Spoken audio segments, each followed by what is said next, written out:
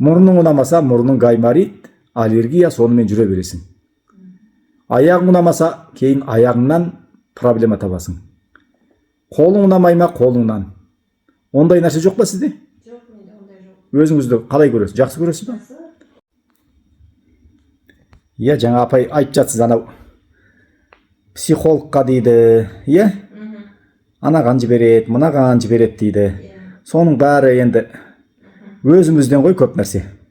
Біз өзімізді дұрыс қабылдамаймыз. Жанымызда маңайымызды дұрыс қабылдамаймыз. Енді ол үйтіп айланып жүре беретін болсақ, онда психологқа бармаған адам болмай қалмай қалады. Негізі өзімізбен жұмыс жасау керек. Жаңа мен айтып жатырмын да, бәрін қабылдауымыз керек. Міне мына 5 саусақ. Бұл менің 5 саусағым. Иә? Соны үйрету керек қой. Енді сосын қайсысын сіз таңдайсыз? Біреуін таңдай алмайсыз ғой. Иә? Соны жаңа айтып жатырмыз. Мынаны қайсысын таңдайсыз десем, апай айтады, енді бәрі менікі ғой деп. Енді бұның қайсысын біз кесеміз, Алла сақтасын. Қайсысы менікі, мынау ұнайды, мынау ұнамайды деп айта алмаймыз. 5 саусақ бірдей емес деп атам қазақ айтқан сол екен ғой. Сонда біз туысымыз ба, баламыз ба, көршіміз ба, бүкіл халық, көшедегі адамдар кім қалай бар, солай қабылдап үйрену керек екен. Болды. Бұл дүниеге келдік. Менде ештеңке жоқ. Неге десеңіз, менің тәнім де Құдайдікі. Алланың, Құдайдың берген баласы да оныкі. Абай атамыз айтады ғой, менікі деп жүргеніңнің бәрі оныкі деп айтқан екен.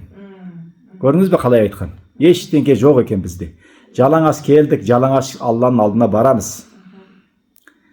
Енді сонда менікі деп жабысқанның бәрі оныкі екен. Біз сол үшін нервідан кетеміз, сол үшін ұрсамыз, төбелесеміз, өлтіреміз, иә? Құдай сақтасын. Сонда бәрі далбаса, бәрі бекер нәрсе. Қалай бар солай қабылдау керек. Ол ашулана берудің де қажет жоқ. Онда сондай мінез, жаңағы ұнатпайтын адамда сондай мінез. Иә? Оның бір жерін ұнатпасаңыз, қылығын, ол сондай адам. Иә? Мына таудың бір жері маған ұнамаса, ол сондай тау. Алла солай жаратты. Мен де 100% керемет емеспін деп өзіңізді айту керексіз. Мен сонымен күресуім керек. Өзімді жетілдіруім керек. Иә? Тал бесіктен жер бесікке дейін оқы, ізден, үйрен дейді. Иә, сонда? Иә, дұрыс айтасыз. Сонда оңай болады. Қалай бар, солай қабылдау дейді. Көрдіңіз бе? Сізге жаттығулар бердім, соны жасаңыз, тыңдаңыз. Сонда біз ойымыз өзгергенде ғана біздің өміріміз өзгереді екен жақсылыққа. Ал ой өзгермесе жаңағы 5 саусақты мынау ұнайды, мынау жаман. Қазір анау операция көбейіп кетті ғой. Көбінде әйелдер жасатады мұрнына, көзіне, иегіне, ерініне, құлағына, иә? Ол өзін қабылдамау деген сөз. Құдайдың берген мүшесін мынау маған ұнамайды, мен бұлай жасағым керек деп. Ол күпірсіздік болады. Одан сұрау бар дейді.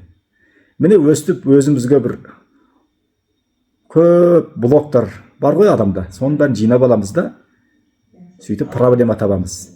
Біз қай жерімізді ұнатпаймыз, сол жеріңнен проблема табылады екен.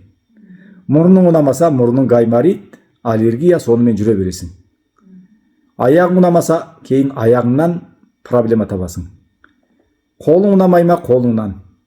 Ондай нәрсе жоқ па сізде? Жоқ, менде ондай жоқ. Өзіңізді қалай көресіз? Жақсы көресіз ба? Қабылдайсыз. 12 мүшеңізді. Жақсы.